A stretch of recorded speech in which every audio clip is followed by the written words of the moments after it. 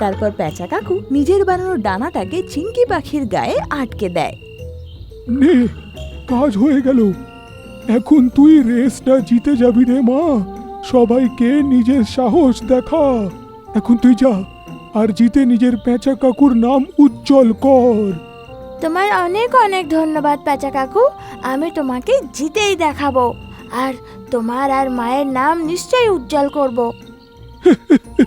তোর থেকে আমি এটাই আশা করেছি রে আমার মা। যা, এখন গিয়ে পুরো আকাশকে নিজের উড়িয়ে দেখিয়ে দে।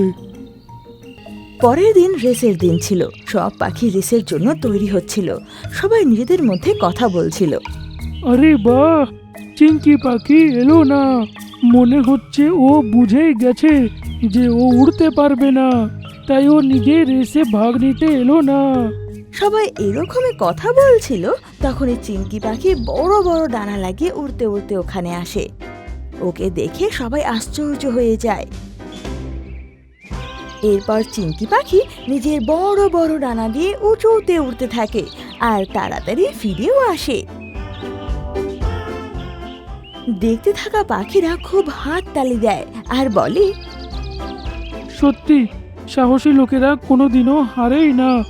চিংকি পাখি আজকে এটা প্রমাণ করে দিল। তাহলে বাচ্চারা, আজকের শিক্ষা কেমন হলো? কি শিখলে আজকের গল্পটা শুনে?